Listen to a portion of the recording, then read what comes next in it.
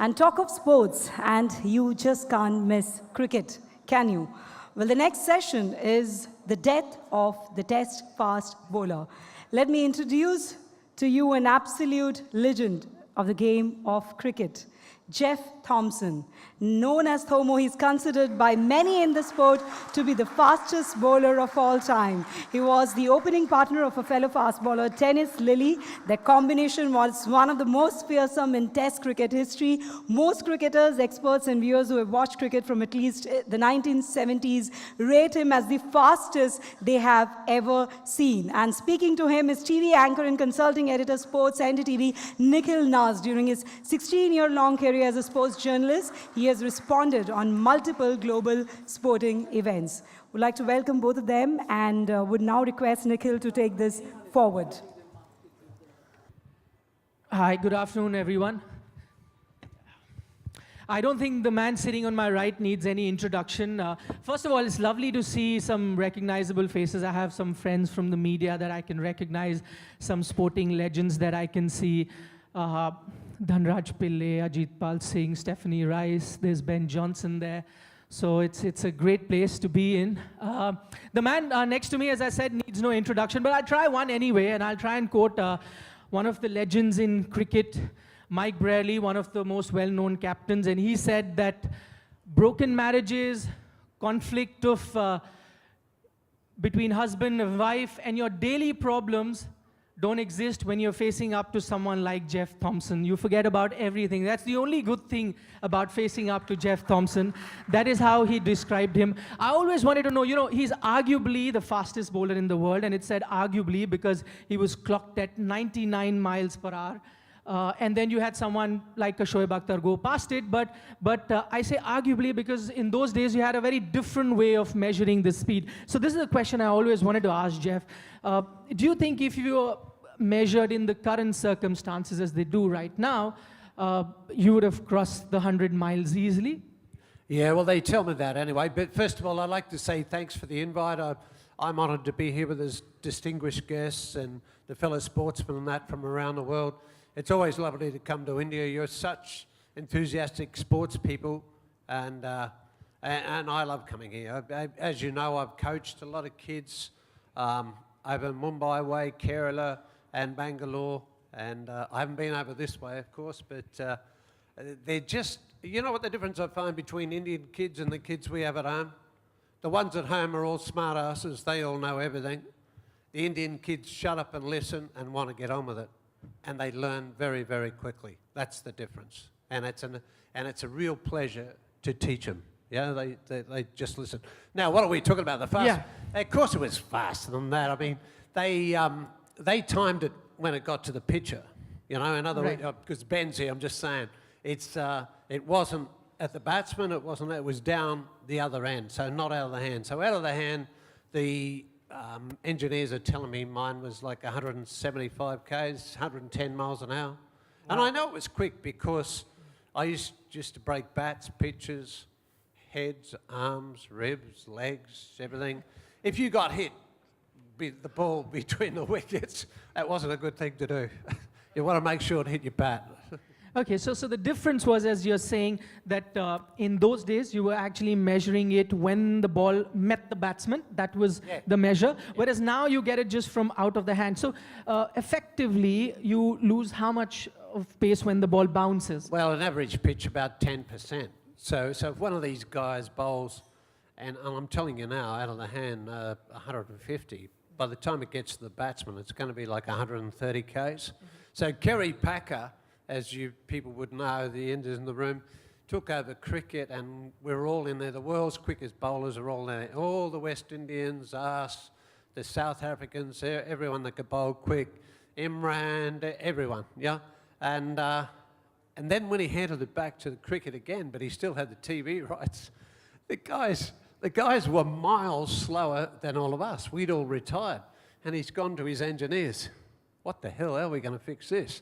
So the engineer said, listen, boss, why don't we just time them out the hand, because we're looking at the readings out the hand and they're way different to at the other end. So that's why that came about.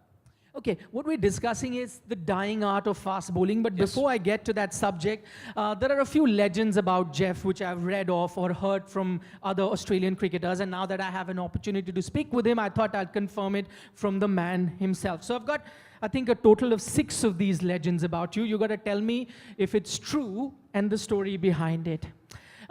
Dean Jones once told me that bowling at the WACA, I think it was a Sheffield Shield game, that the ball bounced on the pitch and then didn't bounce on the ground and hit the side screen behind the facing batsman. Is that true? That happened several times. So in other words, it hits the pitch, never hit the ground again, hits the side screen. So that tells you the heat it's got on it, right, how quick it is. And I hit that side screen several times. I hit the one in Sydney, I hit the one in Brisbane, and in club games, I've hit several. So it wasn't just a one-off fluke. Yeah. The only thing Australia could have done at the moment have someone taller than Rodney Marsh to be the keeper, but I don't know why they still chose him, because the ball would be flying over his head most of the times. Okay, the other one is, because you mentioned Kerry Packer, I heard that you once won a fast bowling competition after sitting in the lounge and not playing and having a few beers. So you were having your beers, and then Kerry Packer tells you there's a fast bowling contest, and you say, okay, I'll participate.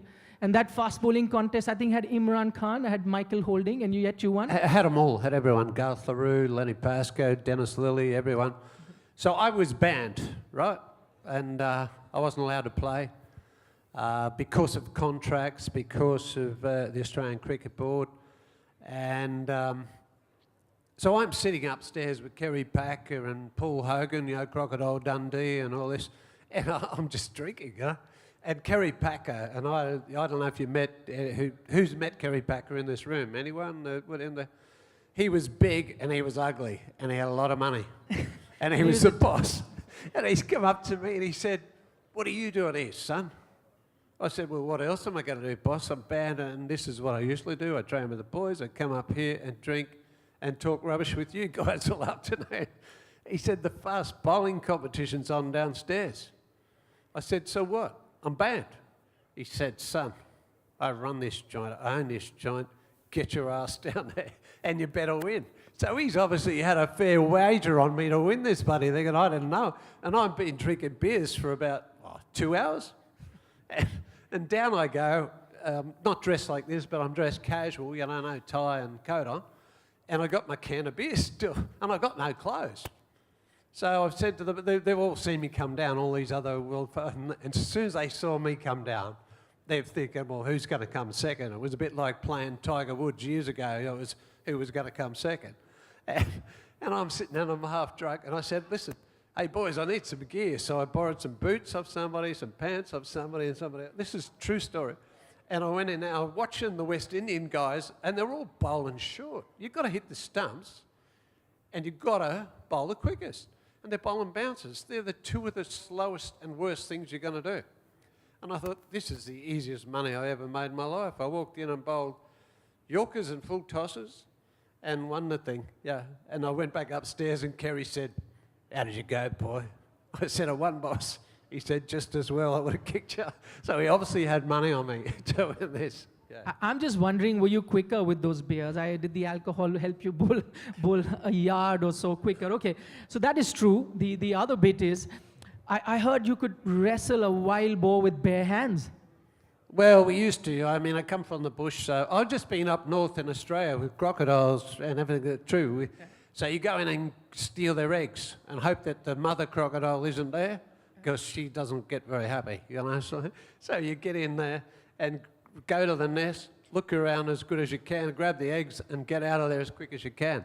I love a bit of fun, but you do have a little gun on your hip just in case, but it doesn't help if it's a big crocodile. But I also had one go right under my boat. We went up, I've got these photos of him, and I'm sitting right on the bow of the boat, and the croc comes in the water, and I forgot about our wash coming up, and the wash come.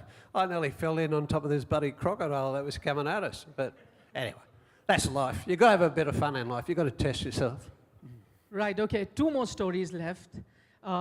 There's one very famous story in 1975 World Cup. You hit Duleep Mendes so much with the ball, you left him black and blue, that the cop actually came to Duleep Mendes' room and said, do you want to file a criminal case against him? Is that a true story? I don't know, but I was pretty happy that I finished without hurting somebody really badly. And these days, something like that would happen. You know, yeah, I mean, who knows?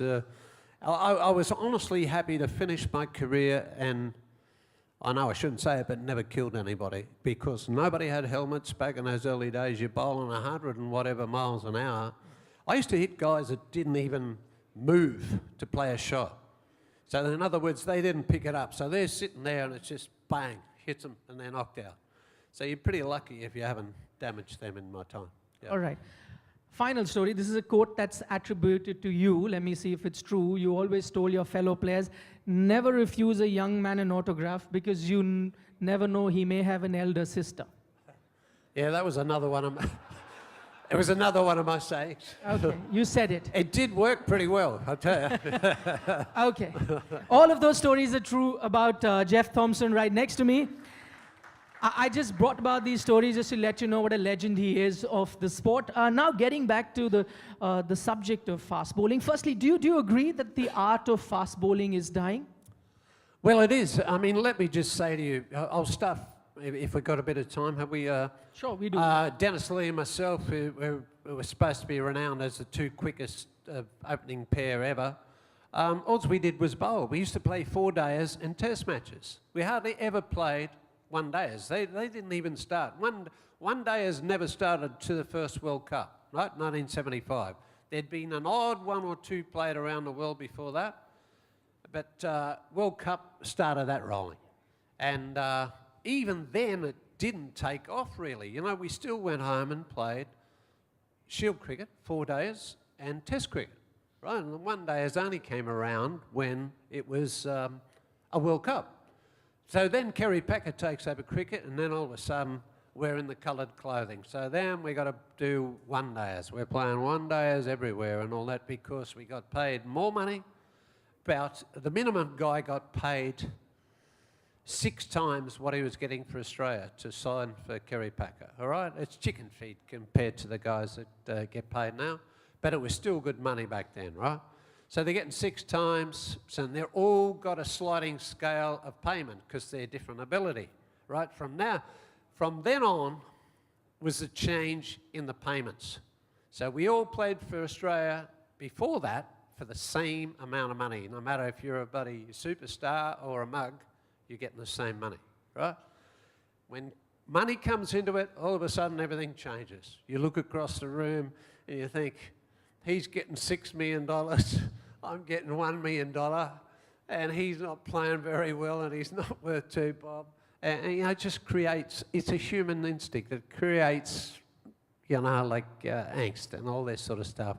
So we were lucky to play those early years for the same money. I'd love to play now for the money they get.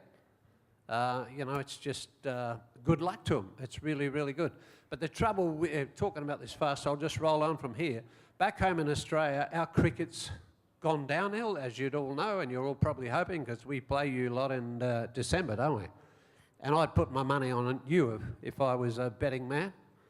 And I certainly will be. Don't worry about that. But our Shield cricket, which is our feeder, supposedly, to our international level, is absolute crap. Because the guys in there, when I first played for Australia, I would play club cricket. Right, before I even played for Australia, I played club cricket. I'm playing against international players at club cricket, test players. I went and played for the state.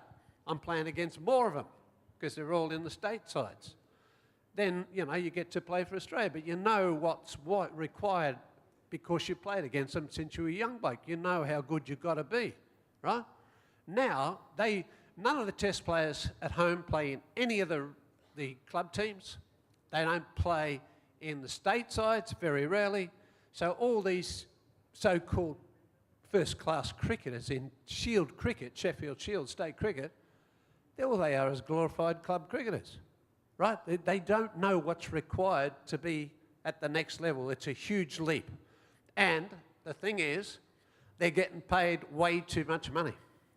Now, I don't know what your rangy players get over the board, but you could be an ordinary player in Australia, and this is, again, it's not going to sound much to Ben, I suppose, yeah, but, and you can earn a minimum of 250 grand and nobody even knows you play cricket. You're that bad. So, and nobody goes to watch. There's not hardly anybody at the ground. So Cricket Australia is funding this competition that nobody turns up to. They're poor players, and hardly any of them will play cricket for Australia unless you're going to have an injury. And that's the way it is. This is what money costs. They're paying too much money for these guys. They should just tell them all to go and get a job and get a real, forget about cricket, you're not good at it, or just send them back to club cricket and say, we'll pick you if you perform in that.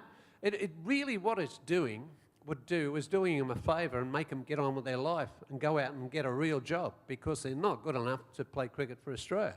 So it's just, and they won't retire because the money's too good. They sit in there and they're collecting this money, so what they do is hold up any kid that's any good anyway.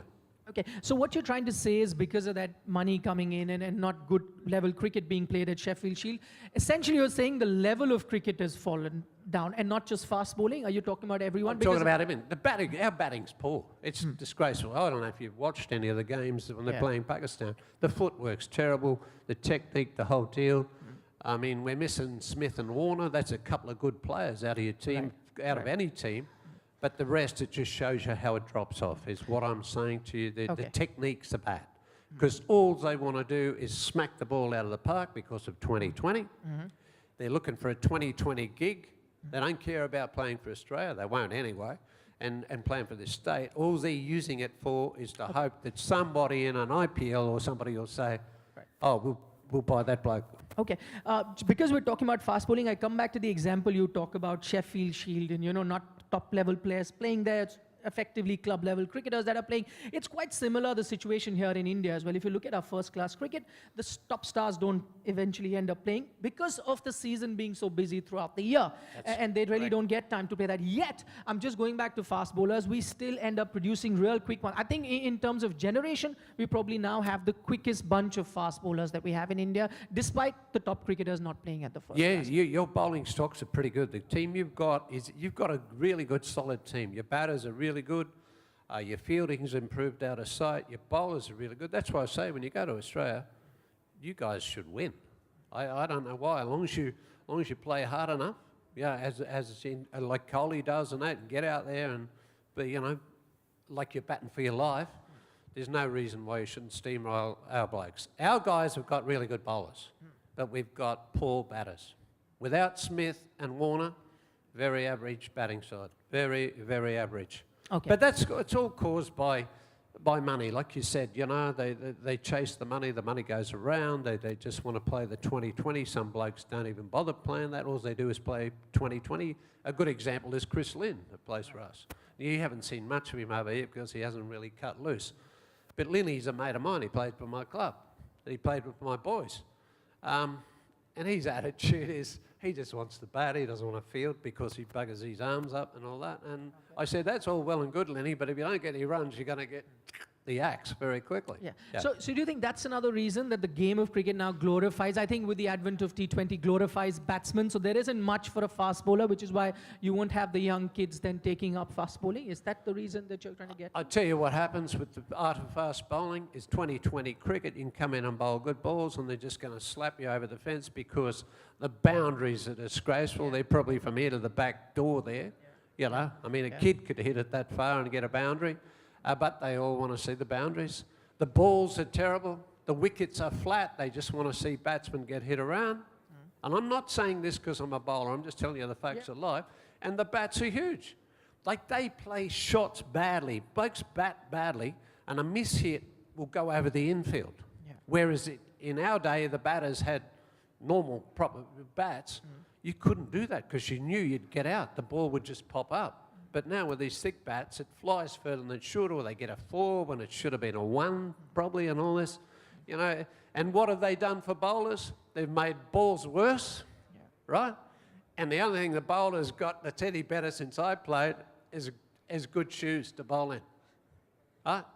You think the shoes are better? That's the improvement for the bowlers. Okay. You can't bowl bouncers. You're not allowed to hit people. You've got to do this. You've got to bowl at the bat because there's corridors either side of the stumps. If you don't do that, and And basically what you're doing is trying to pitch it at him so he can whack you over the fence. Okay, interesting thoughts about the shoes you're saying getting better, because Andy Roberts, I was reading an interview, he says actually the current shoes are the problem. In our times, we got shoes made for ourselves which kept us fitter. The current lighter shoes are the problem with the bowlers, but of course you have a contrary opinion to that. What do you make of the workload of the fast bowler? Is that a reason? I mean, in your time, I remember you saying very often that in off-season you played Aussie rules football. There is no off-season now. No, I used to play professional football, Premier League, back home, soccer. And I played some rugby league as well. Yeah. So we had an off-season. So summer was cricket. Winter time was football. So I could get away from cricket. I honestly don't know how somebody can turn up now. You're going to wonder where I'm coming from here. 12 months of the year playing cricket. 2020, 1 days, test cricket. Oh, here we are now. Like we were just in Pakistan playing a couple of games. Now we're going back home. We're going to play South Africa. And then we've got to play you blokes starting this. I mean, it's all over the shop. There's nothing to look forward to anymore unless you really want to see. The series against India is good because it's more tests. You play against England next year, that's 5 tests. So it's a real contest, you know. But when you have these 3 test series and, you know, all this sort of thing, it's just players getting shipped around the world to pay for their wages they're getting. The people that pay the money, the Foxes, the Foxtels and all these things, I mean, they pay the money, but they want the product. They want a TV program, right? So the players pay for it. So now, instead of a team, you need a couple of teams to play because they're going to break down. And the bowlers, instead of bowling fast, let's get back into the fast bowling thing, they bowl within themselves because they know if I bowl fast, it's not going to do much good here. It's going to disappear quicker, you know, because the guy nicks it, it's going to go for 4 runs. The fielders aren't where they should be. So they bowl within themselves, and the batsman generally has a field day, more times than not. And they're just looking after themselves because they want to play, because they get more money when they play than when they don't play. Okay. What do you make of the current biomechanics that have crept into fast bowling? You get to see video analyze. I know you were not much for the training, I believe. Greg Chappell, was it, who once said that for Jeff, the training is going pig hunting or fishing. That was your training, or just maybe taking a couple of rounds of the ground. What do you make of the current generation, the kind of efforts they put in their training? Well, it's different. I mean, if I'm a sprinter like Ben Johnson, it's technique. If you're a cricketer, it's not so much technique. I say it is, but these days it isn't really. It used to be. It used to be a batsman that didn't get out and you batted properly, or a bowler, you know, you worked really hard on your bowling. Sprinting and all these other ones into a very specialist sports, and it's cricket's got a little bit of leeway on it, you know. There's a lot of luck in it. You can get away with it, you know what I mean? I can come in and bowl a whole heap, an over of rubbish, but I can come in the next over and get everybody out. I get a second chance of the pie. If you're a batter, you don't. If you normally nick it or miss it, you're out. Whereas a bowler, you can make up for it generally. You know, so that was probably why I was a bit lackadaisical, you know, in my approach. But you didn't have to. It's a game. This is what people forget too, that we are playing a game. It was always a game. It's got serious. Off the field, it's become a commercial bloody killing, but the players are still playing a game. I know they're getting a lot of money, but they've still got to go back to enjoying themselves. All right. I've got another 7 to 8 minutes of questions with Jeff, and then we'll throw it open to the audience as well. We'll have a 15-minute question-answer session as well. So if any of you, I just mentioned this, for any of you who want to ask questions, you can think about them now. Okay, getting back to the fast bowling, what do you make of the current bunch of Indian fast bowlers? I mean, we here in India are very excited. For a change, we don't have to rely just on our spinners. We've got, as you mentioned, you know, we now need sometimes 2 teams. We've got enough bench strength as well as far as fast bowling is concerned. Well, I think they've just learnt a lot, you know, and they're bigger guys, they bowl sharp. So you don't make fast bowlers, as in speed. You make bowlers, but you don't make express bowlers. They're either born with it or they're not. It's like sprinters. You can either run or you can't, you know. I'm no chance run that gets him, you know what I mean? That's it. but people come up to you and say, can you make my son bowl quick? I said, what? What, have you got a 12-gauge shotgun to put in his back or something, scare him or something? No, because he ain't bowling quick, you know. That sort of stuff. I have my queries on coaching. I've seen so many coaches these days, listened in on them, and they're talking absolute rubbish. Because what happens when you create a lot of money, a lot of people create jobs for themselves, and a lot of blokes that haven't really got the credentials get in there and they're telling blokes the wrong thing, you know? And I mean that. It's the old money thing. They come in there and think, God, how much money I'll get paid to be in this, you know? And like the Australian team, I don't know what the Indian team has, I bet you have more than that. We have about 18 or 20 people follow the team around. There's dietitians, there's buddy head shrinks, there's whatever else. I mean, you can imagine somebody walking up to me in a match and telling me what I can eat and can't eat, and what are you drinking that beer down over the fence for of that guy? I'd knock the bloke out, you know. So I mean, I'm serious. I know what I've got to do. I was always fit, and somebody telling me what to do is not a good thing. The only thing that would have worked is, I believe once you, when there was a rest day in the test match, you ended up injuring your shoulder playing tennis. Maybe if you had someone there to look after, you would have ensured you didn't play tennis and didn't injure yourself and then had to play test cricket. Anyway, coming back to the Indian fast bowlers, you've mentored a few of the past Indian fast bowlers as well. You worked with the likes of Srinath and Doda Ganesh. And Prasad and all those guys. How do you see Indian fast bowling from there to now, the bunch that we have, the likes of, you know, Bumrah, Umesh Yadav? How do you see Indian fast bowling? How have they progressed over the years? Well, what I'm going to say here to cover it a bit is they got plenty of talent. Different era back then. Now, the balls, like I said, what happens with the balls now, I don't know what balls you're using here, but the kookaburras don't swing. I mean, when somebody gave me a brand new ball as a world's fastest bowler, I couldn't believe my luck. I used to sweat on getting a new ball, and then you'd go bang and get everybody out. Now, you give them a new ball, and all they want to do is scuff it up and get rid of it because it doesn't move. So they scuff it up as quick as they can to get reverse swing. This is what goes on. It's a total, you know, different way around. They don't want the new ball that doesn't move. Interesting you talk about the balls because there's a big controversy here in India. You talk about kookaburra not swinging at all. We use the SG ball here in Test cricket. And now you've got Indian cricketers actually saying, no, we don't want the SG. The kookaburra is better. We'd rather play with the kookaburra ball. Why does the other one move? The SG ball, I mean, yeah, it does move. But it's the bowlers who are complaining. And I'm surprised with that. The bowlers are complaining. Yeah, the bowlers are complaining. I mean, there's a spinner, Ashwin complained about the SG ball not being good. Of course, the skipper too, he's a batsman who complained about the SG ball not doing well. They get a lot of runs here, and that is what is surprising. Okay, coming back to it, and just because I think we've got 2-3 minutes to go, coming back to the Australian cricket situation, because India now traveled to Australia. What do you make of it? The Players Union now saying that get back Steve Smith, get back Warner, because it wasn't entirely their fault. Cricket Australia is also to be blamed. Well, it's nothing that hasn't been done before, scuffing a ball up. It's just that our blokes were dumb the way they did it. Absolute embarrassment, that's what it was.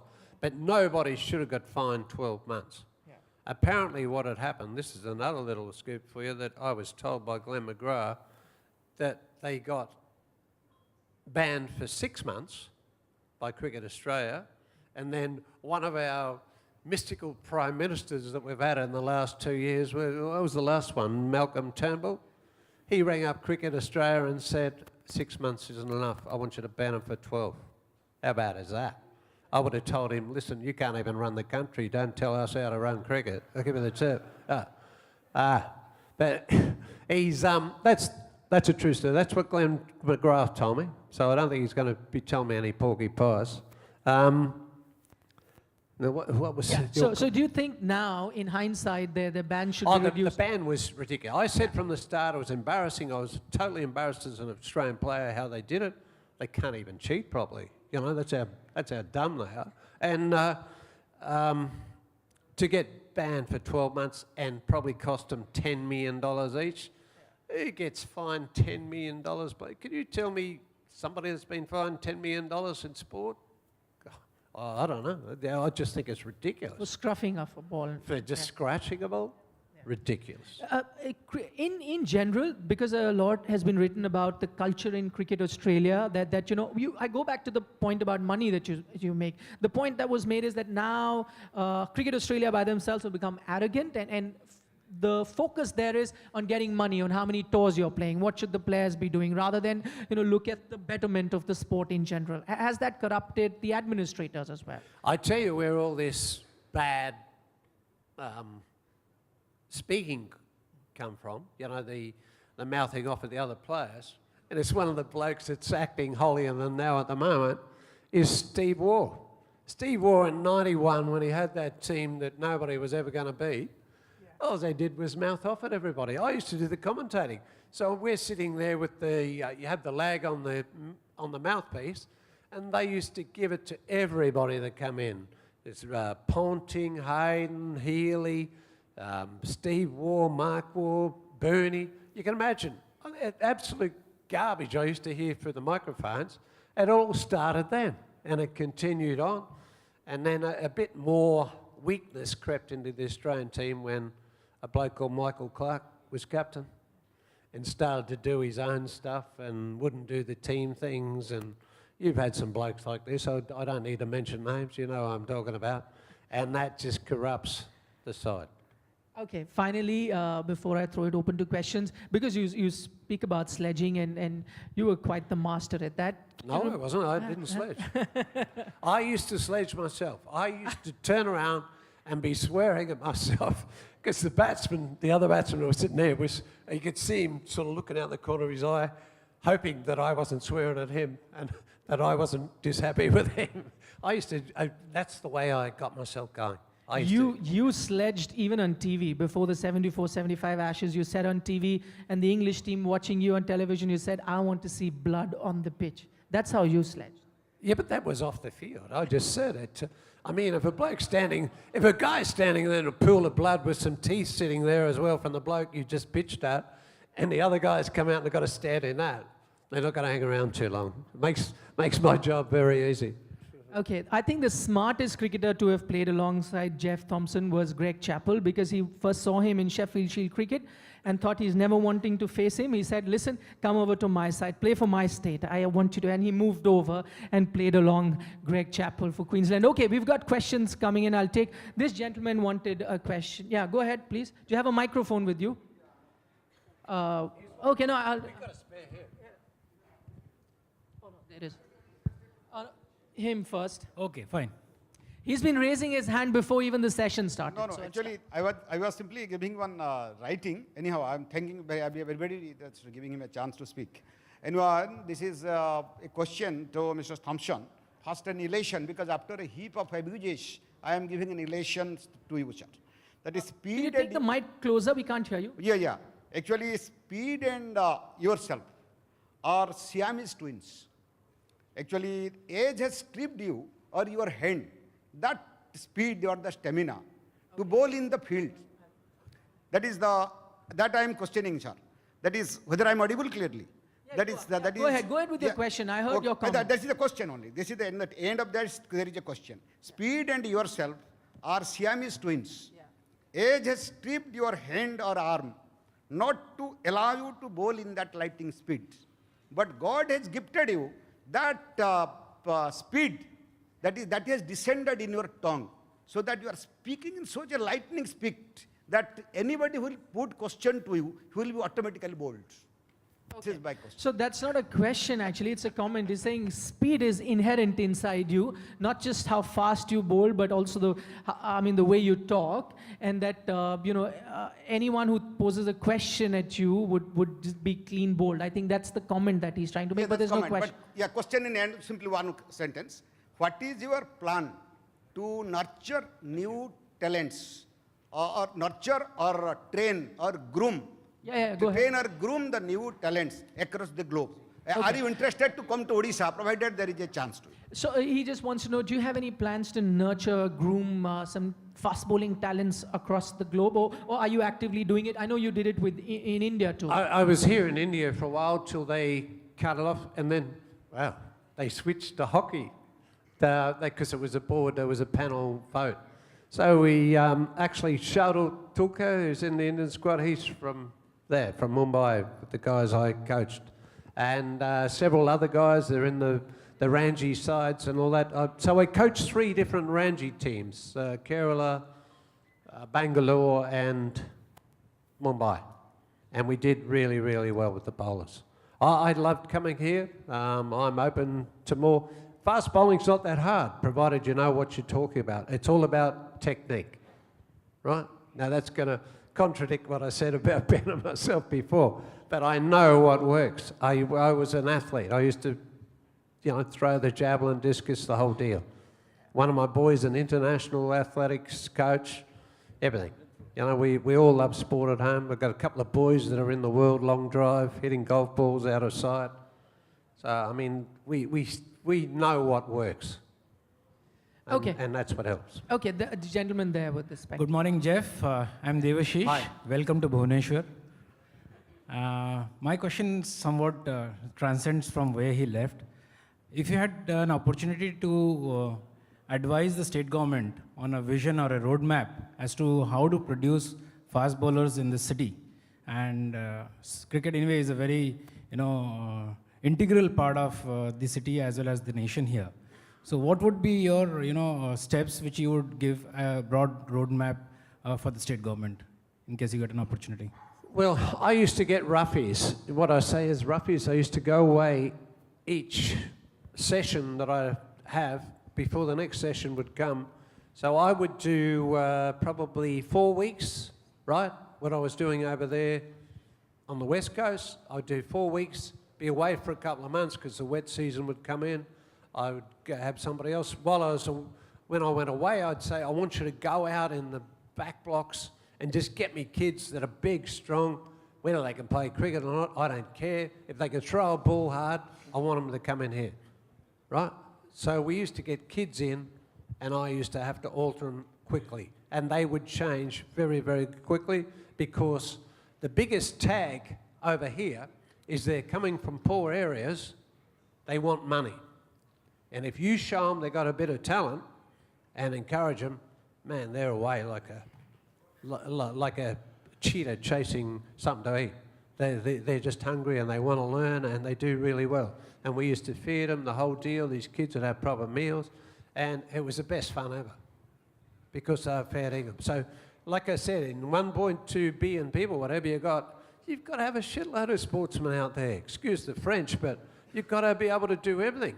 I just find with the Indians sometimes is you love sport and all that, but you're probably not as hungry as some of the other countries around the world, and the world, you catch up to what people have done, but by the time you're caught up, then the world has advanced more in sports than what they're doing. So you're always falling a little bit behind in those other sports because of the catch-up. But you've definitely got a heap of ability here, you've just got to find it. Jeff, my name is Arup Ghosh. I'm from the media. I'm a huge fan of yours.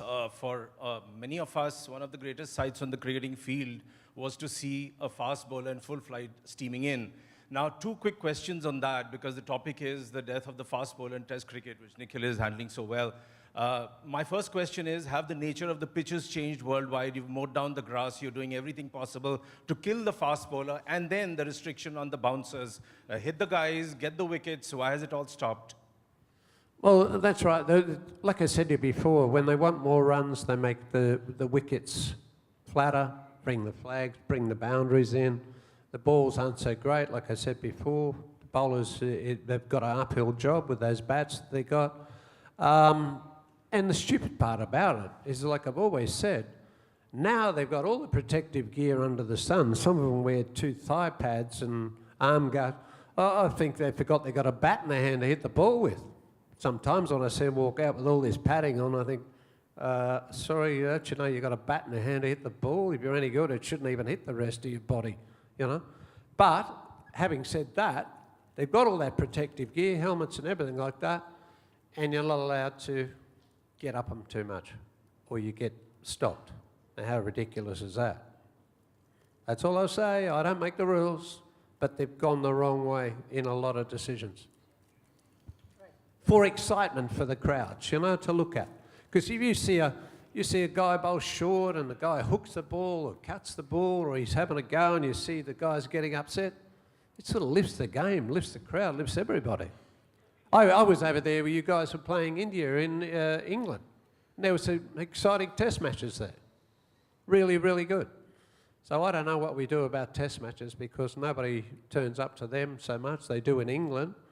I don't know here, sort of struggled that I've seen. Yeah, England, Australia, two countries where you get crowds, not so much in India, in fact. Yeah.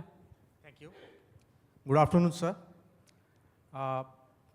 Being one of the most fearsome fast bowler, can you please name the top 5 batsmen in the history of Test cricket whom you would have dread bowling? Okay, I didn't play against Gary Sobers, right, so he doesn't come into it, okay, for that reason.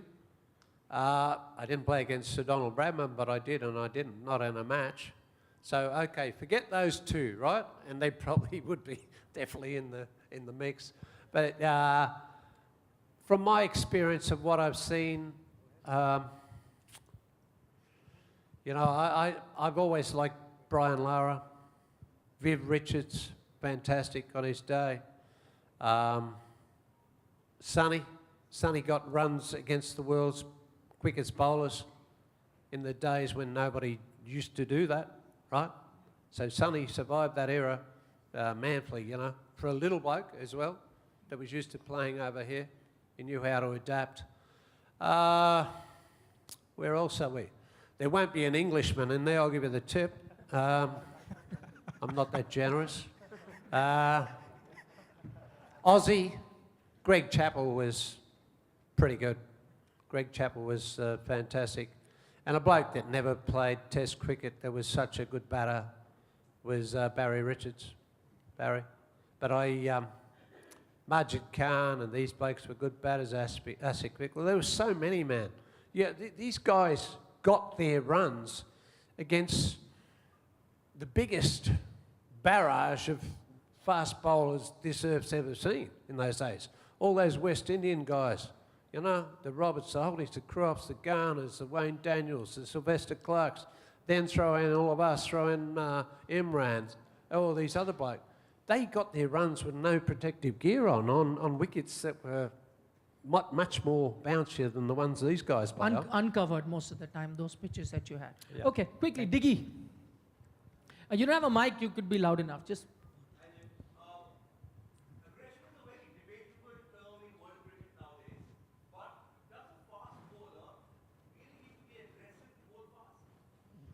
You have to get fired up. You're a bit like a front row forward. Well, you probably don't know rugby league or rugby union or NFL. You've got to go out there and soften up the other side. You've got to make inroads in them. You've got to scare them. You've got to make it uncomfortable for them.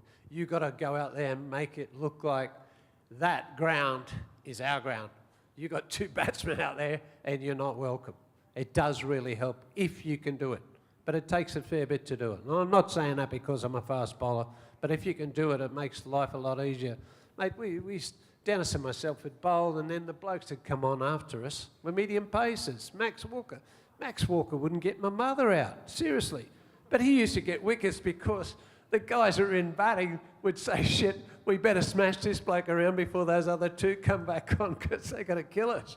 You know, so they get somebody strangled and this sort of thing. I'm being a bit harsh there, but I'm also being pretty right. The batsman will tell you that. So, yeah, you've got to be aggressive. You know, that's the way I was brought up to do it. But I didn't go down mouthing off people. They could see I was fired up, but you never tell them what you're going to do. I mean, that's stupid. That's like getting in a fight and telling the bloke you've got to knock his head off. Hello? What are we in a fight for? Okay. 3 questions from that table. I thought 3 hands. So 3 questions from that table, then it moves there. Yeah. Hi, Jeff. My question to you is very short and crisp. If you were in the Australian team right now bowling, how would you control Virat Kohli? Can I tell you, I don't watch a great deal. I will this summer with you guys out there. Virat Kohli's a great batter, mate. You know, it's not as simple as that. I could say here and I bowl there, I bowl that. But until I could actually go out there and do it, I don't know. You know, it's a total different thing. He's playing against me with faster than these blokes. He's going to play differently. You've got to, I tell you what the biggest thing you do these days is just not let somebody score for 1 over, or 2 overs, and they play a stupid shot. Now, I don't think he might, but generally across the board, most batsmen have not got any idea on patience anymore. You know, I think if you said to a batsman, go out and bat till lunch, they'd be saying, what? You know what I'm saying? In the old days, it used to be about not getting out. Now it's about smacking some runs. And if you get out doing it, they don't feel any remorse about it. Okay. And- Sorry. Next question. Yeah. Mr. Thompson, I once bumped into your old mate Lenny Pascoe, and he told me about how when you guys used to play together, there was a hospital ward named after the two of you. So I've always wanted to know, did you ever go visit someone there? And like, was that the only one who you really had to compete against, like growing up, like in terms of hitting people? Oh, no, we used to play together, right? Lenny was Yugoslav, so enough said there, they're hotheads, you know, they're crazy and pretty good build, Lenny. And you walk through a cricket gate onto the field, he'd turn into a lunatic. I had no control on him whatsoever. I was on his team, luckily, when we were kids and that, but Lenny was a hothead, good honest bowler. Like if he should have played more for Australia. If he'd played more for Australia, he would have got a fair few wickets rather than some other blokes that played. Lenny would bowl as fast at the end of the day as he would at the start of the day. One of those sort of guys, and always be at you, you know. But Lenny was one of those guys that give fast bowlers a reputation. I don't know if I told you this story, but we're playing Kerry Packer, right? World Series cricket. So we go from the Australian Cricket Board, where they just gave us a jumper and bugger all money and all that, and it was the honour of playing for Australia, to Kerry Packer. Now we got all the gear under the sun, and we got plenty of money in the bank, the whole deal. We had our World Series bus, we had everything, the whole deal. We got all these movie stars with us and that. And Lenny was on the bus. It's Lenny's first gig in the big time, playing international. And we're going to play the West Indies at VFL Park in Melbourne. So Lenny is really nervous. He's on the bus, and he's sitting in front of myself and Ian Chappell. And Lenny's, you could see he's quiet. And Ian Chappell and I are cracking jokes and carrying on. And the bus pulls up outside the ground. There's a crowd out there waiting to get in. And Lenny gets up and grabs his bag, and the bus hasn't pulled up yet. Ian Chappell said, Tomo, he said, go and look after that idiot, will you? See what he's up to. I said, I'm not his old man. He said, go and look after him. So Lenny runs out, and there's this woman in the crowd, right? And she's got a 10-year-old kid with her. And the kid has got a T-shirt on with Len Pascoe on it. Lenny goes up to this kid, and he said, and his mother said, oh, this is Lenny Pascoe. And Lenny goes, oh, mate, he said, you're not going to believe this. My name's Len Pascoe too. He said, I hope you enjoy the game. This is true. And his mother said, what a bloody idiot. That is true. Oh, okay. Lovely story that. Go ahead. Jeff, taking Virat Kohli's question forward, earlier the saying was get Sachin out, get India out. Now the saying has changed, get Virat Kohli out, get India out. Do you think that on the coming Australian tour, Virat Kohli would be enough to handle the Australian team, and he can alone win the series?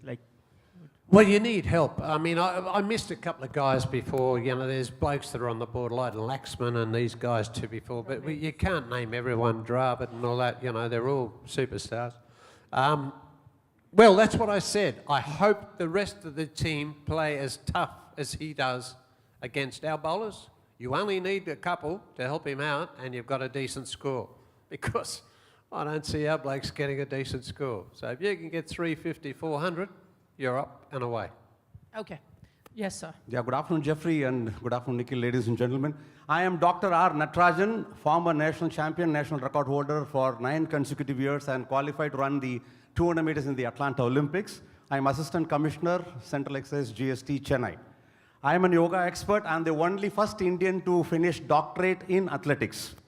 This question goes to you, Mr. Jeffrey. Very happy to have you here.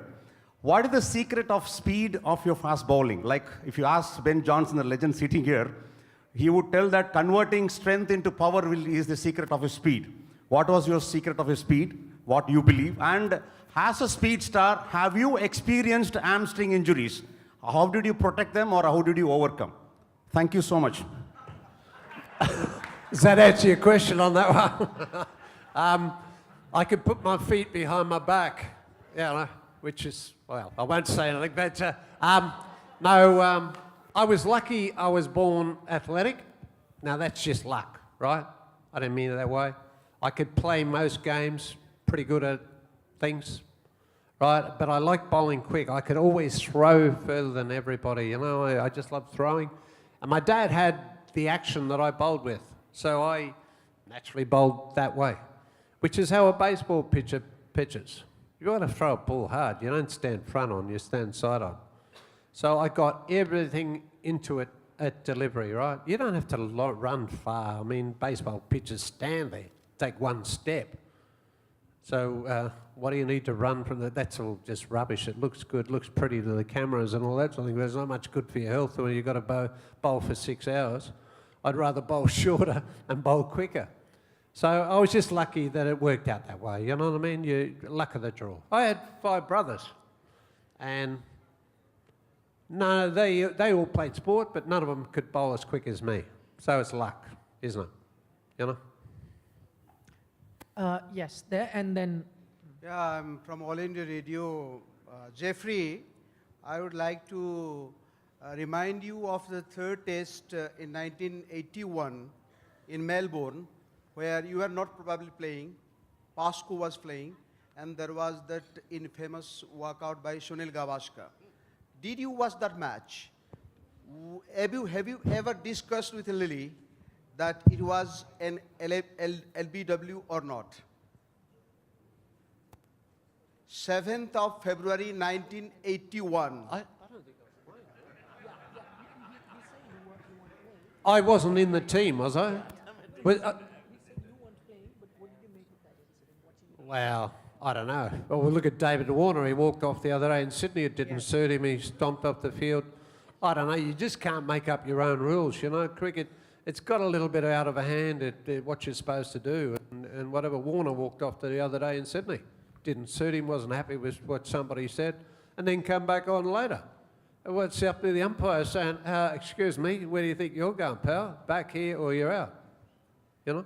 Gavaskar's thing, I didn't really know too much about it, and I don't like commenting on stuff. I'm not getting out of it here, but I don't comment on what I don't know about. Just to let you know, Mr. Gavaskar was asked this question. He said he didn't walk because of the decision. He walked because of what Dennis Lilly told him after he was out. So it wasn't the decision. So it's no question of Did Dennis sledge him, did he? But that's what he says. He said something, and he says, you can watch me walk away, and then Dennis says something, and I come back and tell Chetan Chauhan, let's go off the field. So it's something that was said and not so much the decision. Okay, there's that gentleman. I'd tell you another good batsman you guys had was Carson Gabri. Carson Gabri, was he a batsman? No, wrong bloke. Wrong bloke. He'll come to me in a minute. Sorry. Sir, my question to Mr. Thompson. Generally says the cricket is the play of gentlemen, but it is that most of the Australian players are starting sledging in the field. So what is your views, and answer should be yes or no, sir? Okay, he says that cricket is a game of gentlemen, but he believes that the Australian, all they do is sledge on the field. What is your take on that? Well, that's what I'm saying to you now. It all started with Steve Waugh. I mean, when we played back then, I told you I never sledged anybody, and if you asked anybody I played against, you'll see that. Ian Chappell said to us, you guys ever say anything to anybody, you won't be playing on my team. That might surprise you coming from Ian Chappell, but he's pretty well known over here, you know what I'm talking about. And he used to play baseball for Australia. So, I don't know, it's got out of hand. I just think it's rubbish. I mean, like I said before, you know, the ones that talk about it and all that, you know, usually don't do it, you know. So I wouldn't worry about them, and I don't know how you sledge without putting yourself off. The only bloke I ever saw mouth off all the time and go pretty well was Warnie. Warnie could open his mouth and give comments and back it up. but I haven't seen too many. Normally when people start yapping, they don't do so good. So it's not a good ploy. Okay. Is Sandeep here? Are we out of time? Can we take more question or we continue? Yeah, there are 2 questions. Yeah, go ahead. You've been wanting to ask. So 1 and 2 for the moment, and if we can go ahead. Hello, Jeff. Hi. My question to you is, if you are given a chance to pick 5 best fast bowlers in this current generation, whom do you will pick? To the likes of Shoaib Akhtar, Brett Lee? Do you think any fast bowlers in the current lot who can match up to their speed and agility? Do you mean current players? Yes, current. Because Brett Lee and them aren't current players. Current players who can match up to the speed of Brett Lee. Oh, he's saying. Oh, no. Well, they're not. Brett Lee was okay. He was slippery, whatever. Can't sing. That's The best 5 fast bowlers in the current lot. well, who in your eye would be the better fast bowler? Bumrah? The fastest we've got is Bumrah and Umesh Yadav on the speed gun. Yeah. Yeah. Okay. So I'll have one of them. Seriously, I'll There's have Mitchell Stark. Yeah. Mitchell Stark, when he wants to play properly, is a really top fast bowler. Dale Steyn is fading. He's over the hill. He's on the way down, so you can't go there anymore. The Rabada that plays for them, he's not bad. That kid's got a lot of potential. Kiwis, have they got any quick bowlers? Doubt it. England, no. Well, both their bowlers go right in England, but they don't go any. Kiwis have got Bolt and Milne. I don't know. Who? They've got Bolt. Well, yeah, but he's only a medium pace. Yeah. Aussies, who else we missed out on? Bangladesh. Cummins, quick. Eh? Cummins, the Aussie. Pat Cummins. Yeah. But Cummins is good because he's raw, but I don't think he's too smart. He should get a lot more wickets than what he does, but I don't think he bowls as smart as he should bowl. Hazelwood goes okay, but you know, I'm just running a few of them. Yeah. Which is why we had this topic, the dying art of fast bowling. You can't think of too many. At the moment. Yeah. There we are. You're asking me, and then if you ask me back in our time and times between now and then, there was a lot, right? It's getting more extinct. Okay. What was that question? Yeah, go ahead. Just up the. Oh, Yeah, there. Go And on. there's one behind. I don't know. We'd love to continue talking, but do we need to wrap? Is Sandeep here? Okay. So we'll just take last 2 questions. This and that little girl at the back. Yeah, go ahead, please, with your question. Hi, Jeff. This is Kaushik here from Odisha Post. My question is to you is that fast bowlers, they often get injured nowadays. So for an young upcoming fast bowler, what would be your advice so as to have their career prolonged? Well, it's a tough sport. It's a tough gig, fast bowling. So if you don't train enough and you've got to play the game and you've got to play long, that's the wrong way around. I mean, Cricket Australia, we're bowling our blokes for 30 balls. This mastermind, Pat Howard, was saying 30 balls. And they've got to play in a 6-hour game where you could bowl 30 overs, not 30 balls, right? How the hell's that any good training for that? You know, it's just the wrong way around. I mean, when I was younger, I used to bowl. I used to love bowling, so I bowl. And I did, not gym work, but I lifted heavy stuff because I knew what I had to do, you know, and then I played the football. The best part was playing the football because my legs, if you play cricket, you're usually unbalanced. It's a side-on game, right? So one side's going to take over from the other. So if you can play or even it up somehow or other because your left side, I'm a right-hand bowler, won't be as good as your right side. So you've got to make it even somehow or other because obviously that side's going to be the weakness-prone thing. I was lucky that we could play the sport and it worked out good for me. I didn't mean it that way. I was lucky again, right? So it's the amount of games they've got to play. And I tell you what else doesn't help is if you rest them because they're worried they're going to break down, not the bowler, but the off-field entities that say, we better stop because he might be bowling too much. He's got to then go away, sit on his backside for a couple of weeks, and then crank up again to what he was doing before. Pretty hard. It's better, I found, to keep on a roll. I'd rather keep on a roll and break down and then go away and fix it than stop, start. That's asking for trouble. I just don't understand it. If you've got 30 players, keep your pitcher out there, and your good ones use them when you have to and that, but use the other ones when they break down. Well, then bring on the next one. So what? And then go and send him to the panel beaters, the other bloke. You know? It's not that hard. Okay, final question. That was right at the back. Yeah, go ahead. Good afternoon, sir. Hi, how are you? Have we got a girl asking a question? Yes. Yes, sure. That's all right. Go ahead. Good afternoon, sir. As we know, you're an Australian cricketer. I would like to know your views about our Indian former cricket team. The Indian cricket team, she wants your views. Oh no, the current team or the team that played against him? The team that played against him. Okay, what did you make of the Indian blokes you faced during your time? Well, we had Sonny and there was Vishwanath, but I don't think Vishwanath liked playing against me very much. Bishan Bedi was a really good bowler.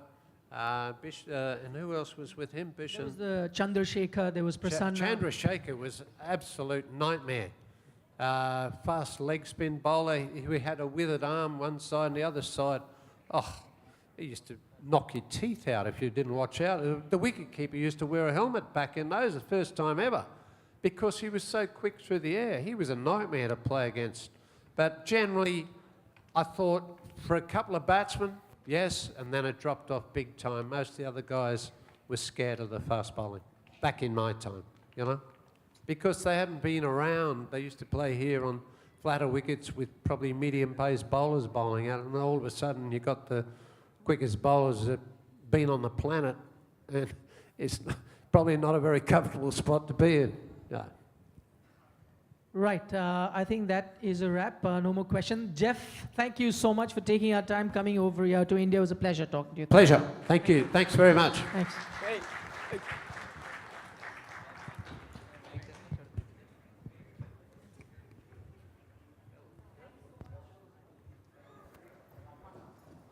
Thank you so much, Mr. Thompson, once again. And it isn't every day that Bhubaneswar gets to interact with a legendary cricketer like you. And thank you, Nikhil, for making it so engrossing and interesting. Well, we will have a short lunch break now and we'll be joining exactly at 1:50. We'd just like to inform the crowd that the lunch arrangement has been made downstairs, but we'll expect and request everyone to join us back exactly at 1:50. There are some really, really interesting sessions post-lunch as well, and would want the entire audience to join us for the post-lunch sessions as well. So please enjoy your lunch and join us back at 1:50 so that we can start the sessions from 2 o'clock onwards. Thank you.